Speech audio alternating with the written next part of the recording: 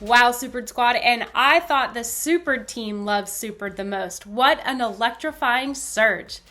Tom Wengler and David Rowland, co-founders of Nectar, who are very passionate about RevOps, showed how they're mastering onboarding in HubSpot. They dove right in and showed exactly how they use Supered to help onboard their clients. Plus, they're enabling partners to do it for their clients too. Talk about partners helping partners. Matt also shared some upcoming features you should be on the lookout for in a Supered portal near you.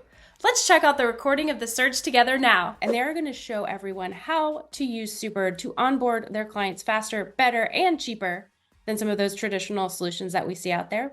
Take it away, Tom. Take it away, David. Yeah. All right. Hey, thanks so much for having us. So we'll just jump right into it, right? Onboarding with HubSpot. What HubSpot thinks their onboarding process is awesome, by the way. They think that when you buy HubSpot onboarding, it's just a dreamboat of a ride. And we disagree. So what we as partners, the first time you onboard HubSpot, a client, you're nervous, you're scared. There's a lot of things you don't know and you just fumble your way through it. The second time, you're still nervous, but you get a little bit better. The more you do it, the better you get. And HubSpot doesn't give you a system, right, to really onboard clients. They give you 500 different little bits and pieces of tools, but nothing that you can actually take with you and use it. So people are using ClickUp, sometimes they use projects inside of HubSpot, they use Excel, it's a mess. So one of the things that we realized after we've done this a couple hundred times is, hey, what if there's a better way to do this? And then we found Supered, and then we built a better onboarding process. And so one of the other things that happened, I had this idea of, I kept thinking back to when I first signed up as a HubSpot partner. The day you get HubSpot out of the box, even as a partner, it looks like garbage, right? Nothing's set up. Nothing's configured. And so then you're in one good sense, you're forced to build it out for yourself. But you're going to make a lot of mistakes in your own portal, which kind of sucks. And I thought, HubSpot really should give us a partner version of HubSpot, but they didn't. So we built it, and now we can give that to other partners. And we're just doing it really, out of kindness, I guess. But at first I thought it was a good idea. And then Blake Little actually talked me into actually doing it. So that's another thing that you'll see today. But that's kind of our use case, right? It was born out of frustration. And we also want to be able to onboard a lot of clients consistently.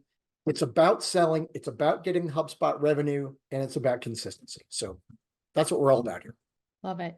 That's exciting because I definitely come from the help other people help themselves world. And the more you can do that, the more you're going to learn, the more you're going to help everyone else come up to the level that you're at. Awesome. Exactly. Yeah, that's our goal. We realized that HubSpot was onboarding is just kind of like the wild, wild west. Every partner you talk to had their own pricing, their own process, their these things. And that leaves you with some people saying, oh, HubSpot doesn't work, or it doesn't work for us. And we're always like, it does work. Just depends on that process you took to adopt it. So we're like, how can we make that more consistent, and practical, and helping give people the tools to just learn HubSpot, a lot faster, because you're only so limited with your time one-on-one, spending training. Different people are different places and knowledge and skill sets as they take on HubSpot. So our goal is how can we build something that lets people kind of just take it on at their own speed, however they want to, just give them the tools and empower them with the training and ability to do so. Yeah. And so if you're a HubSpot partner out there and you've ever wanted a better HubSpot environment to use for yourselves, that's what you're about to see here in a quick second. Are you ready for us to give that demo, Deanna? Let's do it. I love a good demo. All right, cool. Perfect. Tom, as we go, I have questions, but I'll do them later. And I was here to say is there are unique, and I bet you go, there are unique, and I wrote a post about this. There are immutable forces like gravity that partners must solve for, or not solve, they can't fix it, but you must harness. And how you use HubSpot to harness those matters. And there are specific things like how to do deal sharing with HubSpot, that like you just need to know that's different, that you need to know how to do it, best practices. What you're going to see is that they've already thought through these things and can help you get started quickly. And so I'm pumped to see this. I've seen it preview before, and I just I'm excited as well. Well, so what's cool, right? Like, not only is the HubSpot build itself replicated with the super technology, but then we had our own card deck, right? Specifically written for HubSpot partners. So every card that you open up throughout the system talks to you partner to partner and helps you understand, especially as a new partner, wow, how do I get up to speed and how do I vibe quicker with the HubSpot reps? How to get these deals done in a way that's harmonious and resonates with everybody and just less friction, less heat. So hopefully you'll find this to be very cool. Yeah, and there's really 3 elements to what we try to bring to make HubSpot onboarding and adoption easier, and that's a vertical instance. So like Tom mentioned, instead of starting from scratch, we have different instances for different vertical industries. We have this one for HubSpot partners, other ones for, accountants, incubators, manufacturers, but already kind of having it built out to speak their language makes them feel a lot better when they first hop into the HubSpot portal. Second element is like a roadmap of sorts. So we give them, this is what you need to do in the order you need to do it in, just a really defined map. And then the third piece is the supered cards and training that we can embed. So in the roadmap, if we can point them to the right place, we then provide the videos and guidance and everything they need to do those tasks as they run into them. Yeah, and one of the other things I should tell you about us too is we realized very, very early on the power of micro verticals. So if you think about it this way, your prospects could talk to lots of people that are HubSpot experts in many different HubSpot-y things, which is fine. And you're all that. But what they really want to talk to is an industry expert first and a HubSpot expert second. When they find that person that can do both, and if that person is you and you have supered and you have a vertical market demonstration that you can deliver, they instantly know that you get it. HubSpot figured this out. No, I'm sorry. Salesforce figured it out a long time ago, and so did Microsoft. They wanted every partner to have some kind of vertical specialty. Well, HubSpot's just a little late to the game. But yeah, what you're looking at here, this is the HubSpot for HubSpot partners, or the HubSpot Partner Accelerator. Yeah. And so Tom had gone through with his years of experience kind of selling HubSpot and formatted the deal to mirror how HubSpot teaches you to sell, right, Tom? Yep, that's exactly right. So you can see even off to the left stages, joint evaluation plan, stage 2, stage 3, stage 4.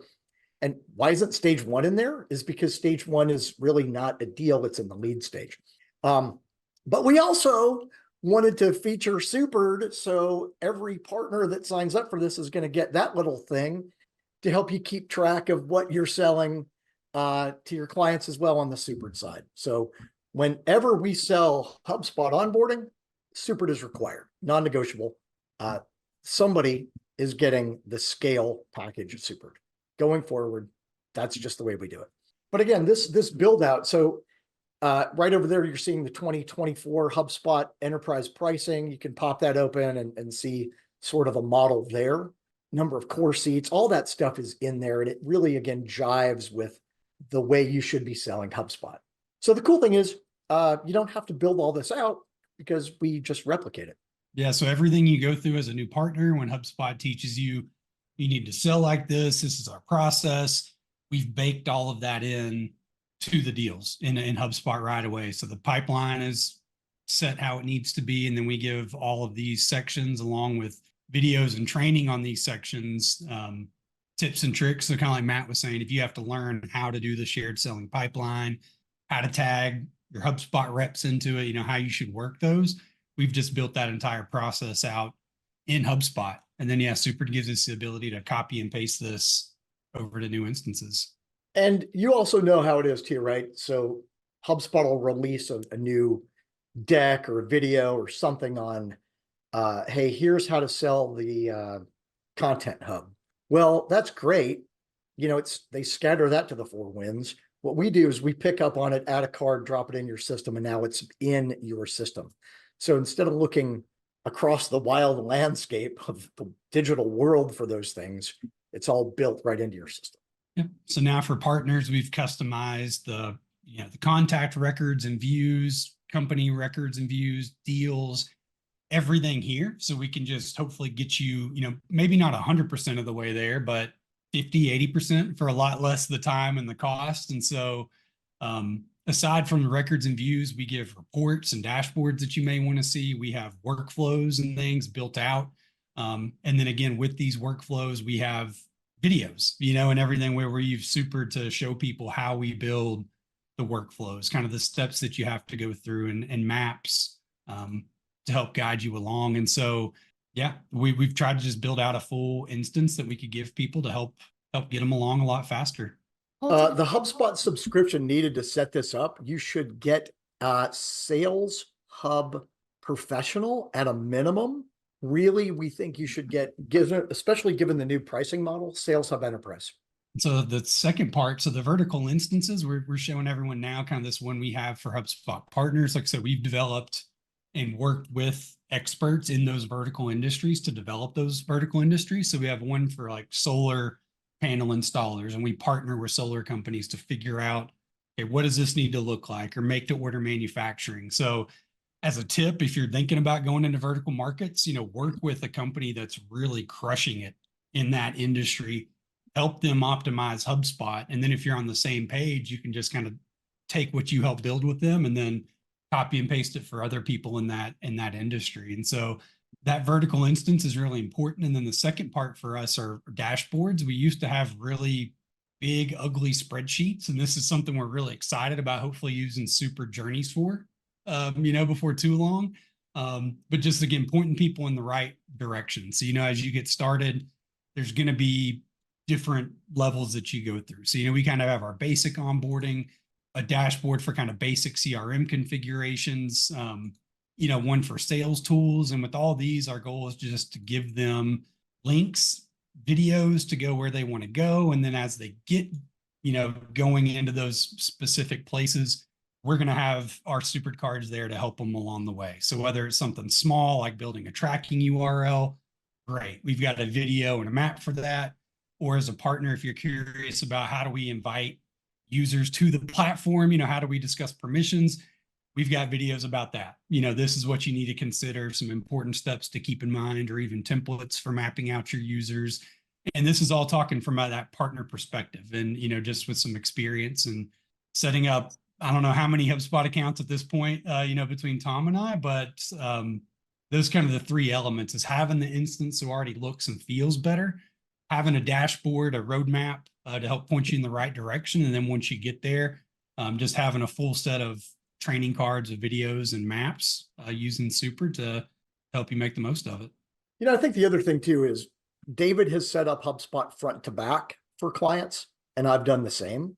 You may be on a team where you're like, well, I've got the technical setup, somebody else does the CRM, somebody else does the RevOps, which is cool and it's fine, but this really is the complete package. Like, it's all the things, all the details, and everything that we learned having done this over 100 times. Everything that we could possibly think of is in this package.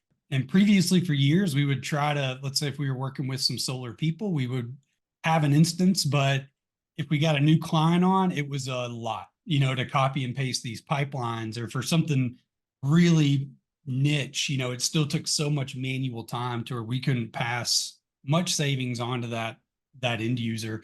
But now if we can lower the onboarding cost, get them a better result in the onboarding, that frees up so much more budget for us to do what we do best. And for you as a partner, if you can cut down on that onboarding and have a more consistent experience, hopefully that's just more budget for you to help them out with creative things, lead generation, more RevOps, rather than just configuring settings here in HubSpot. And so this is an example of one of our solar instances we built out, and it has a lot of different pipelines, whether you're residential sales, outside commercial, and then for operations, mapping that whole process from gathering permits to designs. And so previously it was a lot, for us, if we got a new solar client, to go in and copy and paste this over to them. But it was Super. It's just made it so easy to where now we can show a solar person an instance that speaks their language, and then pretty much say, you can have this tomorrow, as opposed to waiting a couple weeks to get it. It's like, when do you want it? Now you've got it, and we'll work with you to configure it, but then we give you all the training you need to configure it, on your end, as far as editing records or pipelines. So our whole goal in this is just to give the power to the end user and the people, and not become a gatekeeper to where they have to come to us for every single little thing. And our hope is that if we give them, that power and that capability, then we'll just, we'll get more of the important work on the back end and build a more long-term relationship. I have a question for you. How long was it taking you to do those very niche setups at the beginning, and how much time are you now saving by doing it in this very organized and processized manner? So, for example, let's say somebody came to us with a new vertical market. Is that? Yeah, exactly. Yeah. So it's really funny, right? The first time you build a vertical market solution for yourself, you learn a lot, right? When you start thinking that way, you start thinking like Henry Ford, like, oh, I'm going to have my suppliers. What he did, he had his suppliers send him boxes of a certain height and width with wooden boards. And then they took the boxes apart and they used those as the floorboards in the Model Ts, right? So it's a different style of thinking. But once you build your first vertical market solution, the next one's even easier and easier and easier. So we've got one for economic developers, and it's so far built out, nobody will ever catch us. We own the market, right? Like, we own the market. So it really is a formula. You're like, okay, tell me everything I need to know about your contacts. Tell me everything I need to know about the companies you work with. Tell me everything I need to know about your deals. But when you have a formula to put that together, it's really easy for us to understand any brand new vertical market. And we could build something out in 48 hours, to be honest. And so previously, if we got like a new solar client, for instance, it was going to take us, an additional, we're probably saving at least 40 hours on what we used to be able to do, as far as just manually copying everything, bringing them up to speed, getting the instance over those first few meetings. And now, since we have this built out and we can copy and paste it, give them those directions, I think we've cut 40 hours, and those savings we can pass on to the end user, pretty much. So we've been able to lower a lot of our initial onboarding contracts, which some people may be like, well, that sounds crazy. But if they have a certain amount of budget and we don't make them spend 100% of that budget for the onboarding, and we can get them doing other activities with us and we prove ourselves there, it's opening up the door to more revenue, in the long run, rather than them spending 100% of their budget on a setup. And so in the past, we had seen people spend like 100% of their budget with partners to get like 80% of the way there. Then we would either play cleanup or hear people saying we're ready to leave HubSpot. And we're like, well, what if we can switch that, to where if you're maybe spending 50, 60, 70% of your budget, and we can get you, 80 or 90% of the way there, then you have more time to really tighten up the system to fit your needs and spend on the things that are going to bring in revenue. Because HubSpot's great, but getting HubSpot isn't going to help you get more revenue. You still have to do those sales and marketing activities that you need. And so our goal is to free up more budget for those things and show the real power of HubSpot. That's great, because I know, I come from the services side, so I know getting set up that's the challenge, getting started. When you started building out all of these solutions, how long did it take you to get from, the point of, I feel like we have everything, to, now is a good time to start pushing forward and delivering this, and we can build on it as we go? Like, what was your thought process on getting from, getting started to getting selling? Yeah, I think once we build it, it's really getting those first two, early adopters onto the system. Because while we try to do our best with research and working with experts, we know until that company uses it, there's going to be some changes made. So once we feel like it's about 80 or 90% there, we're like, okay, now let's get some users and companies onto it, and then just spend that extra time with those first few, knowing that we're going to have to, connect the dots on 10 to 20% of it just to make it perfect. And so we don't really try to get it too as good as it can be, but we don't worry. We don't try to get 100%, because we know that in practice that's going to be different than any theory we have. So we try to get it close enough, and then just spend a lot of time with those first few clients in that vertical to make sure it's working and to tighten it up. Yeah, so build a good solid core, because it's not going to be the same for everybody anyway, right? But it's the nuances for that particular customer where you add real value, right? And then when that second customer says, oh, well, what about this? You're like, oh, let's add that to the core product. So every time you build something, you put it in your super library, and the next time you need it, you pull it out and put it into a new account. And we've just been really honest, for our partner accelerator, we've got a few new partners on it. And for the first few, we let them know like, hey, this is kind of a beta, this is you're some of our first people on it, and we want to work with you to help it fit your system. And so kind of hand holding a little bit extra with the first few in hopes that if you do that, it's going to just free up even more time with everyone to come after. Has proven to be true so far, but we just find being honest about where you are with the solution. And as you tighten it up and get it better, of course, you can charge more for it. But you got to start somewhere. I like that you said that. You have to start somewhere. So when you think way back in the very, very, very distant past, when you first started onboarding with, or even just looking at Supered, how did you get started? What was the very first thing you did? And how did you make it past that? Oh, it's so much to do. So it's funny. I had a vertical market solution, and I hired this college kid to build a portal replicator for me. And I thought it was awesome. And it was. It would copy every property except for some. And every pipeline except for some. And it would put them in a new portal. And then, but I was like, oh, I just copied 300 fields. This is great. And then I would manually do the rest. And then David came to me and he goes, hey, there's this thing called Super. You should probably take a look at it. And I didn't understand it. I couldn't get my mind around it. And I'm like, well, do you think I should buy this? He's like, yeah, we should buy it. I'm like, all right. So we bought it, and then it slowly came together for me. He got it much faster than I. Yeah, I think at first, so I was working as an in-house HubSpot admin. Yeah, Tom wasn't a believer at the beginning. I was an in-house HubSpot admin for a large corporation, and I kept seeing all these ineffective onboarding proposals come across our desk to onboard our companies. And I was like, okay, we can do better. And so I left, and we had started Nectar. And then when I discovered Supered, I think I saw a post of Matt's, and instantly it was one of those things that was just like, oh yeah, this is it. And because at that point I was like, I don't even know if I care to be a HubSpot partner at that time. And it was really Supered that made me be like, okay, yeah, it's worth becoming a HubSpot partner again. I first became one in 2014 and was a partner for a while before I ended up leaving to take some other jobs. But I was like, I don't care to be a partner.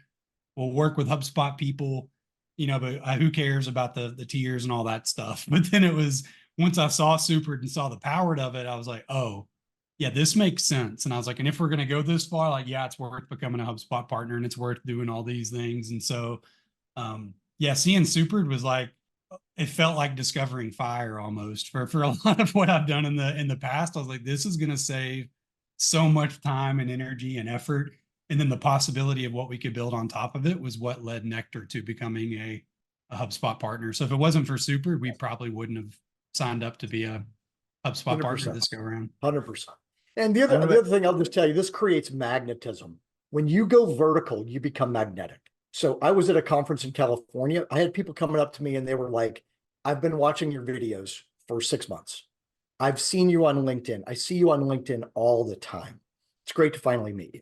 I know that you're an expert in the industry, and I've never worked in the industry, but they know I'm an expert in, which is actually true. But the magnetism is there. And then, so one guy said, well, what states are you in? I'm like, I'm trying to think of what states I'm not in. He goes, well, how do you measure your success? I'm like, I don't know. I hadn't really thought about it. He goes, well, how many accounts do you have? I'm like, well, over 100 companies like you use this software. And he's like, 100? Oh, so you're for real. I'm like, well, yeah, I guess. Once you get 5, you're real. 10, even better. 20, when you got 20 companies in one industry using your system, you are a player. You get 50 and 100. The more you get, right, you are a known quantity. I'll make a few statements because these are all good. I'm gonna make a statement. I'm gonna ask some questions. So as well, is number one is Don't sleep on verticals. Every Fast and Furious I've had, or everybody says, I wish I would have gone niche specific faster. So just, if you're not doing it, just close your eyes, push the button, do it. Number two, there's more verticals than you can possibly imagine, period. Like there's actually too many. There's too many. There's not enough, like there's not enough HubSpot partners to cover them all. So there's not a lack. It's just so you hear it. Number three is now Tom, I'd say this is Tom and David are above before their time. And I think it's important to hear it is HubSpot did not verticalize, and they're just now pushing verticalization. They're pushing verticalization through, hey, go create your own app. And it should be industry specific. And then you should use that as a sell through mechanism to make your HubSpot better. Or it's a configuration, like, right, that's what they're pushing. Be vertical specific. This is late to the party. This is the same thing Dynamics has done, same things SAP's done, the same thing. It's the same thing. It's just a play that you do. Your partners start to get vertical specific. Tom did this before HubSpot told him to. So I get this, and I'm still here. I get this. Hey, super, it's not interesting to me because I'm not vertical specific yet. I'm just going to hear you're wrong. So we're talking a lot about vertical specific. The question you're really asking is, if you don't become vertical specific, if you don't have a niche, if you don't have a function, you will never scale as a partner. I just want to say it out loud. And that's a business. Okay. So what I think, Tom, the question I would say is, because y'all are saying, hey, I have this offer that allows HubSpot partners to learn how to win faster. That is selling to reps, selling the value. But the only way you can have value is if you have a specific thing you do better than other people. Do you also teach people as part of this onboarding how to verticalize? That's my question to y'all. Would you come aside a partner and say, here's how to verticalize, here's how to set up super? Are you helping people with that as well? Yeah. So some of our first kind of guinea pigs here in the partner side, that's something they're really interested in, is like, show us how to build this for vertical markets that we want to attack. So that's certainly something that we can help out with, and then that we think is a really strong value add for us with partners, to same as end users, empower them with the ability to create their own vertical market, show that value to HubSpot reps, push it out there, and like you said, make the most of the vertical industry attack. And I'll tell you, one thing, Matt, you might want to think about too, right, is some people are like, well, what vertical market should I pick? So I'll give you a couple tips. One, go look up NAICS, NAICS codes, and you will see every business has a number, and there are thousands of numbers, right? So there's carpet manufacturers. They have a number. Carpet dyeing has a separate number.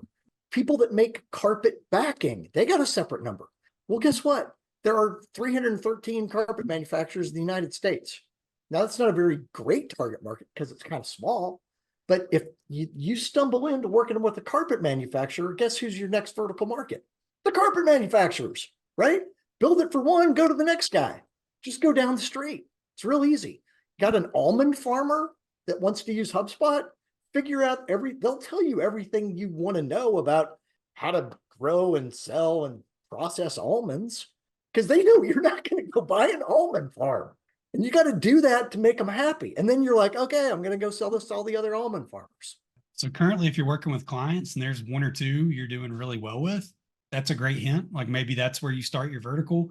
If you don't have that or a great case studies yet, just try to get clients as you can. And then if you notice that, one market resonates with you, or you're doing a standout job with the client, or maybe you get a big enterprise client, so they have a budget to build out HubSpot a lot further than somebody with a starter or professional license, then that's kind of a good hint to say, because that's where some of our other vertical markets popped up from. We'd get a job with a big make-to-order manufacturer, build it out, and then we'd be sitting there looking at an instance like, oh, there's probably other people that would want to use this. And so we've been lucky enough to kind of stumble into them to where we get a good opportunity in a new vertical and then just try to make the most of it working with someone. But yeah. And in some cases, the weirder, the better, right? So my first job out of college was I worked for an envelope manufacturing company. And I swear to you, when I watch The Office, it's like I'm back at work. It was the exact same experience. We had the same people there, and I think I was Ryan. But anyway, with paper, you order 10,000 envelopes. but you never get 10,000. You get plus or minus 10% because paper is real thin and they were never able to give you exactly 10,000 envelopes. So that's like a little nuance. You're like, well, we got to, hey, we've already solved for the plus or minus 10% in the paper industry. And when people see that, they're like, oh, they know paper, they know envelopes. See how that could help you win every deal? And Matt, to your point, when I first started as a HubSpot partner in 2014, I was in my early 20s and I would work with anyone. If the money was green, I would take it, whether you're a doctor, lawyer, this or that. And it was really hard as I kept trying to build systems and processes for my business when every new job that came, every new closed deal meant a new process, had to be defined. And it was talking to people like Tom and other ones who were getting that vertical idea where I was like, oh yeah, that makes sense. And so as we were like coming back into this Nectar round 2, it was something where we were like vertical or bust. We don't want to be general. But that's something I learned the hard way back in the day, and I get how hard it can be as a partner. If you are just open to helping everyone, then it's tough to scale that way. Yeah, I'll put a second note to this is I have created an agency. I don't use the word agency. I created a consultancy, which that was, this is part of it. It's a go-to-market is I would go to market saying I am industry agnostic, but I am functionally specific. And so I'd say, hey, you can apply this to any. And so you can say, hey, I am the best at NetSuite integrations. I am the best at N4 integrations. I am the best at using Apollo in HubSpot. I am the best at, and then you can always, as you get industries, I'm the best at Apollo and e-commerce. I'm the best at Apollo and so you can always slice smaller, but just know if you're like, hey, if you're struggling, it may be a tool that you really like that you want to apply to HubSpot. Those can be niches as well, but think of the function. I'm doing outbound and HubSpot using Apollo and Clay to auto generate and use it. There can be, just know there's things you can do and you can combine tools to create function specifics, which is what I've done in my past. I was never industry specific. I was actually functionally specific and had a methodology to scale on. So just know there's different ways of doing it. Yeah, go ahead, Dave. So no, I like that a lot. And like you said, if you start combining that, I specialize in this, and then you can kind of marry it for, this vertical market, and you start to combine that function specific for that vertical specific. It may take a while to carve out, but like Tom was saying, if you can establish yourself in that way, once you're there, it's kind of just that snowball effect of momentum. Taylor has raised his hand. Question, Tom and Dave. So can you clarify, is Nectar vertically, niched or functionally specific for HubSpot partners and the HubSpot partners, right? So you showed a partner accelerator, CRM, or is it partners and you guys have solar and the partners other thing? And Okay. yeah, partners and So you have a couple of specific things you guys do really well. Right. Yeah, and it so really then, started. Yeah, we take the thing that we're most interested in, and we're like, let's take this to market. Let's see how that one does. Maybe it'll take, maybe it won't. And so we're really hoping that partners becomes our big vertical market, just because after we were able to kind of, with the power of Super, cracking the code for some other vertical industries, that's where our partner specific instance is fairly new, but we're really hoping it becomes a big part of what we do, just because we think we can help a lot of partners in giving them the roadmap and the tools to do what we've done and be able to scale verticals with and make a good bit of revenue with limited overhead. And it's all just systems and processes. And so I have one question on that, on what you showed. So you were demoing a partner portal, or it might have been Solar, but so the first step one is like, hey, we have this actually data schema set up. We're going to give it to you day one and then talk about the nuances. And then you showed an interesting screen, which was at HubSpot dashboards, and it said getting started or Sales Hub or step 2. Is that like your checklist of like, okay, now that we've set this up and we're on calls, this is what you do first, this is what you, or is it what we're doing? Can you explain what you use dashboards for? Yeah, so dashboards are, I'll share my screen again. We had some really big spreadsheets and other, I'll pull one up here. We'd have spreadsheets like this, that way we'd spend time on for like, what does a, phase 1, phase 2, phase 3 look like, kind of broken down into these different categories. And it's just hard, for some people looking at spreadsheets like this that can have endless tabs and other things. So we're like, okay, when people first get on board, there's certain things they care about. They want to get their account set up. There's certain things they have to do with technical setup, DKIM for emails, domains, connecting their social accounts, all that stuff. Inviting your team, the individual account settings that happen with that team. And so we've used a few solutions for this. And like I said, we're really excited about Super Journeys, hopefully becoming where we do kind of this onboarding roadmap.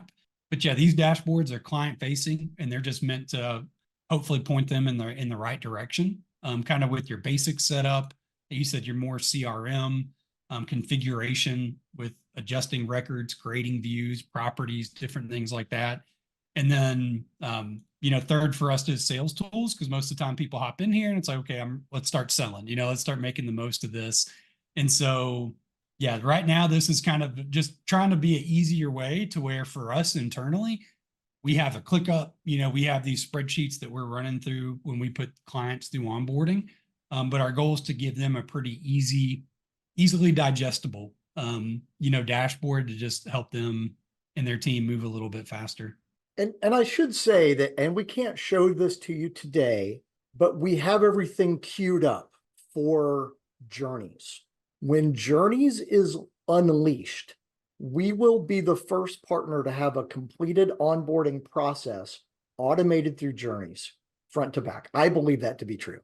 I mean, maybe I'm wrong, but it's already built. It's just waiting to be dropped in.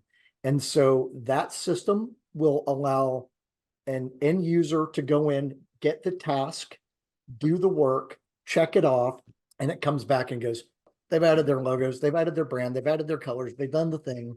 There is no checklist. There is no ClickUp. There's no HubSpot projects. We'll be holding you to that. So I'll be making sure you get that done as soon as I hit release on Journeys. Yeah, have us back and we'll show it to you. You got it. Yeah, as soon as you hit release, we'll go for it. We've tried building it on a few unnamed systems for now, but everything is just a stopgap until we can do everything through Super.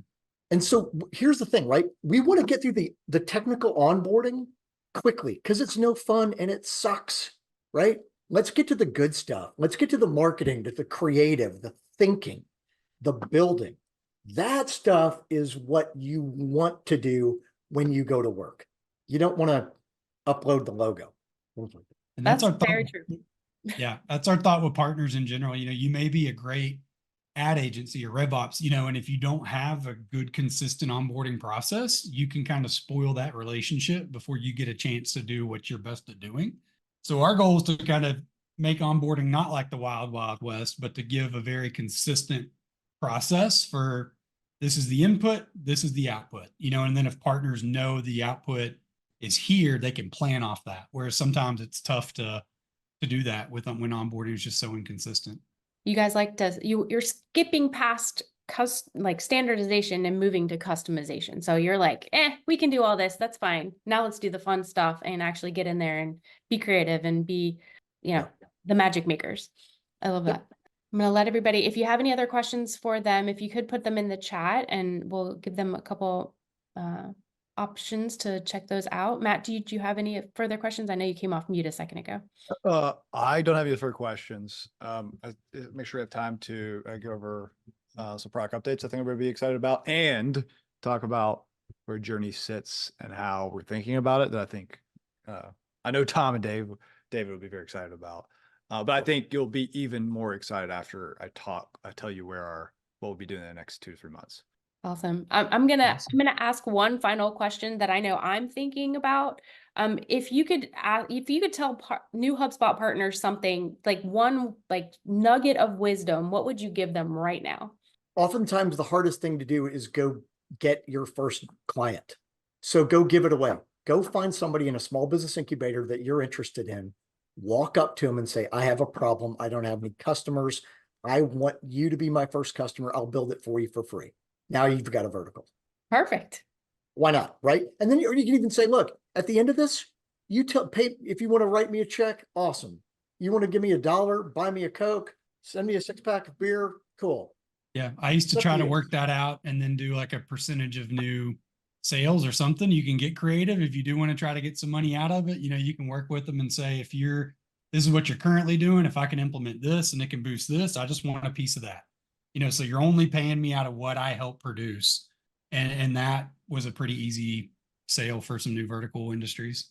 I love Or it. think about something you need for your house. You're like, hey, my wife wants a hot tub. All right, let's go see the hot tub guys. Who needs a CRM?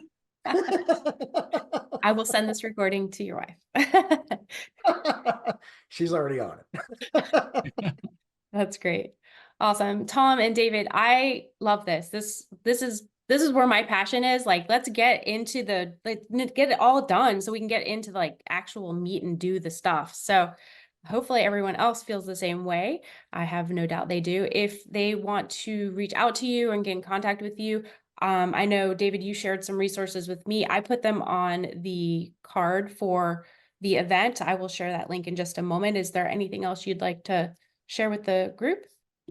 I think that's it. You know, the big thing is, you know, over the past decade of working with HubSpot, we've seen the way users interact with it differently. And we're just so excited about Supered because this generation, you know, coming up, they're used to having everything at their fingertips. They don't want to go to 5 different websites to find an answer to their question.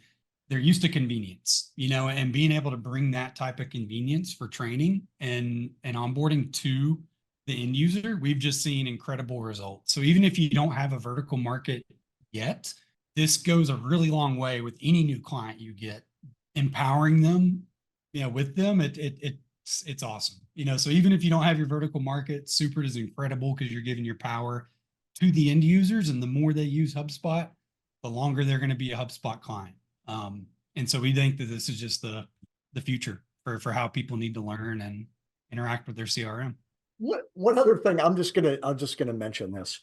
So I do have another HubSpot practice that's separate from Nectar. And just so you know, it's been around since 2018. Platinum partner, 1.2 employees. I am one. I have a college freshman who's a meathead. He's my son. He's 0.1. And then I have another person that does reports and data imports. She's 0.2. So when I tell HubSpot that, they're like, how the hell do you have this many accounts that don't churn? It's like, it's automated, baby. It's not labor. I don't need a lot of people. I have Supered. Thank you, Matt.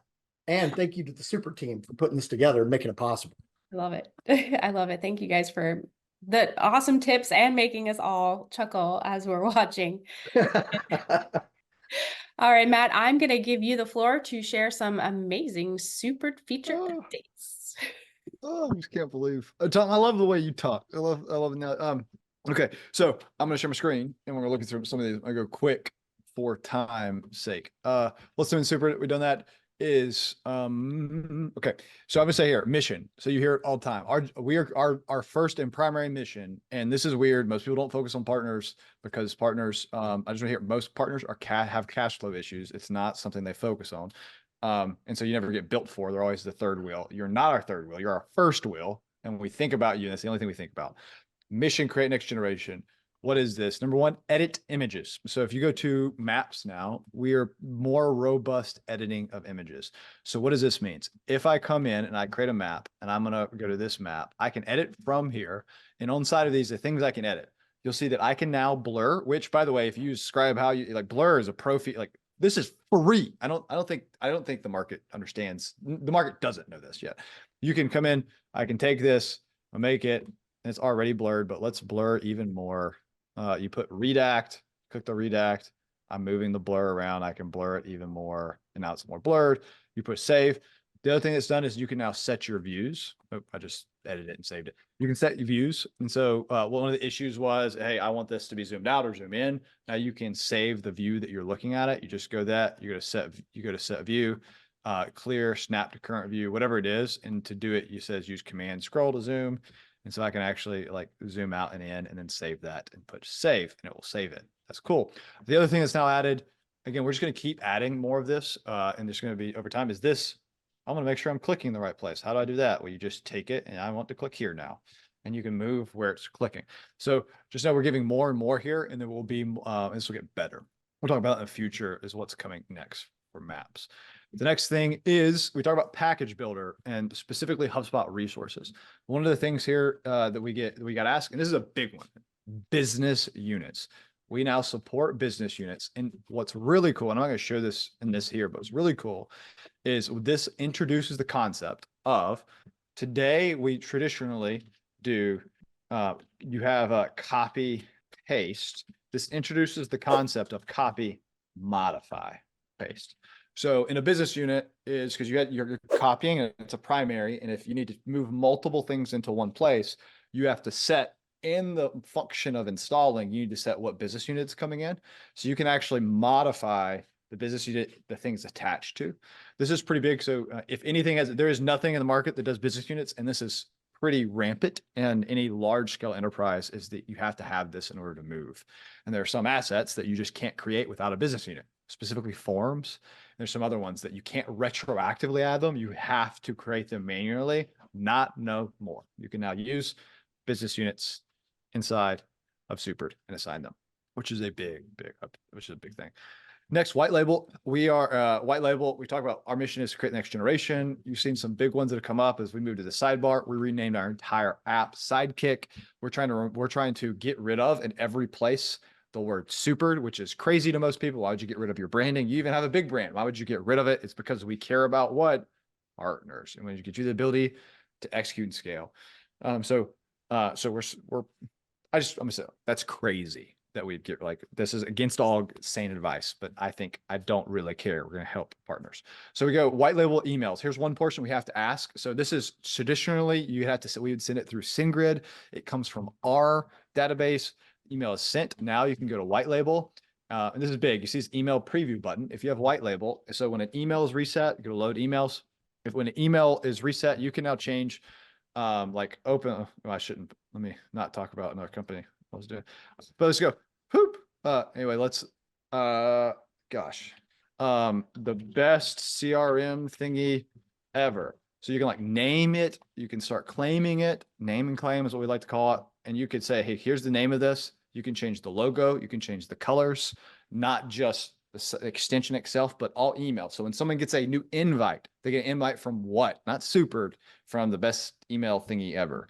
So you can name and claim these, along with all the other like color changes, logo changes, etc. So just another thing we'll keep adding to more white label, which you'll see in future.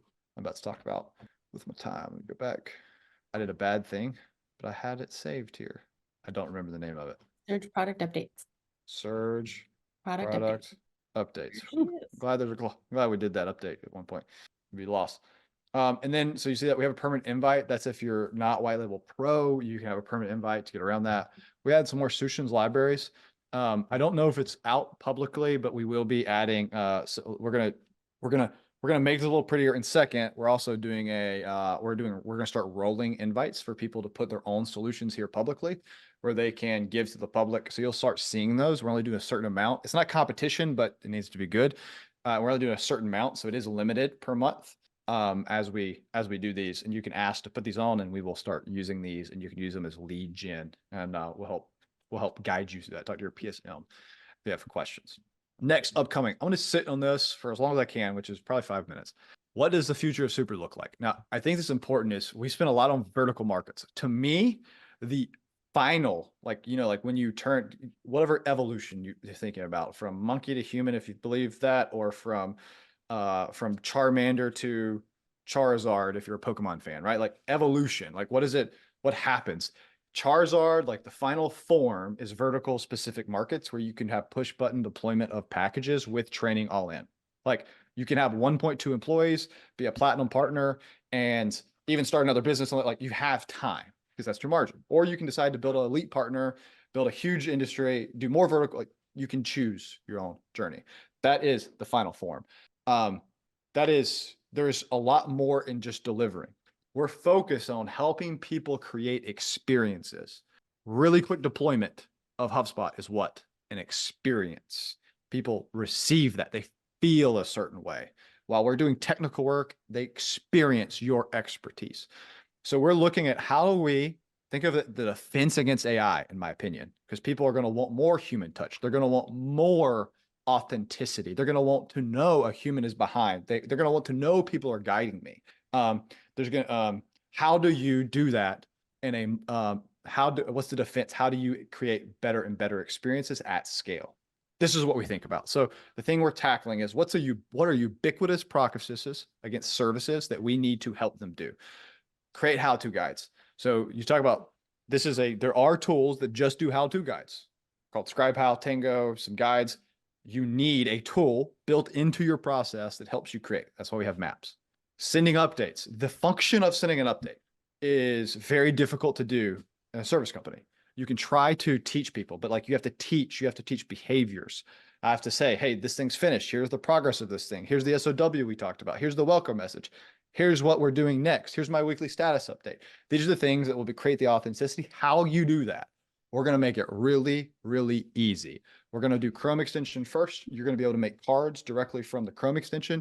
You're going to be able to send them. You're going to be able to send updates directly. You're going to be able to, like, it's going to be a Chrome extension first without losing context. It's going to be in the flow of work for you to send updates, whatever it may be, to clients in wherever they exist. So we're coming through that.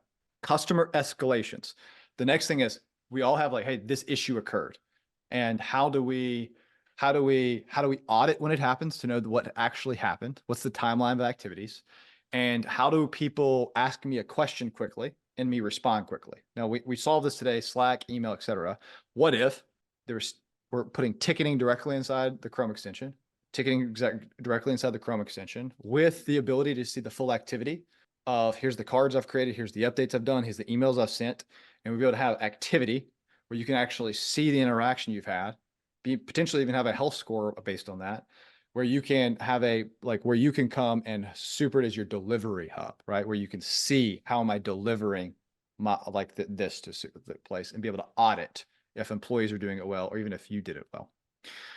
Then this gets into sequential tasking. So this is actually what I'd call, Tom and David, sequential tasking is what we're asking for. It's the ability to put tasks in order and to guide people through specific tasks that they must do, with the ability to submit, the ability for you to tell them what to do, and the ability for you to notify them if it's late. That is sequential tasking. It's not like you don't need project management. You just need, here's the things I need you to do by this time. Please execute them, and I'm gonna remind you to do them. So we're building that. We're calling it journeys, but there's more. You'll see it comes in, and the last is. This is the last ubiquitous process for me. How do I transfer knowledge between an employee and a client? An employee meaning there's one person who built everything, and a client meaning I built everything for the client. How do I give them the information?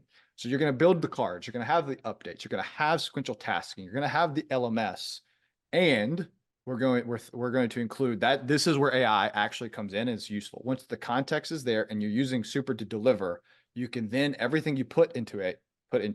You ask a question. How do we do deals specifically to me? When's the last time I got these questions are now answered via Super for clients? Or if you're white labeling via your CRM thingy, and it's actually answering questions. So you're always doing what? Providing reoccurring value. Okay, so when you think about this, this is what we're going to, ubiquitous processes that help service companies deliver and enforce and enable revenue processes on revenue tools at scale with either 1.2 client employees or 150 employees. It doesn't really matter. This is how you execute in your defense, or how you leverage AI and defense against all these AI tools. It is not a problem. This is actually an opportunity for you to provide greater human touch. That's what we're giving. That's what we're going towards. These things, I say 2 to 3 months, like it's always been, and we're just executing against these, and you'll get updates from here. The next thing we're building, 2 things we're building: in-app guidance, which is the ability to inside say, click here, click here, click here. That's coming out next 2 to 4 weeks. The next thing after that is creating, we're updating how we manage content in general. And then that will be creating cards and the creation of content via the Chrome extension next, which will be huge. They're going to be big, significant impacts. Okay. If you have any questions, I'm going to go. If you have any questions, hit me up. We have a minute. I'll stay longer. I think you're just blowing everyone's mind. They can't even think of the questions that they would possibly have. But definitely keep an eye on Super. We're going to keep you guys up to date on everything that's going on. We'll share that out. If you do have any questions, feel free to reach out to the team. We'll be around. David, I very much appreciate you coming in, showing everybody what you're doing for HubSpot onboarding and getting all of those systems standardized and pushed out. And Matt, thank you so much for sharing the future of what Super is going to look like and how everybody's going to start going out there and being more super. Awesome. Thanks, everybody. Appreciate it. Thank you for having me. Of course. Thank you, everybody. Have a great day. Stay awesome. That was amazing. Can't wait to see how you're optimizing your onboarding in HubSpot with a little super twist. Stay awesome, stay supered, and catch you on the next surge.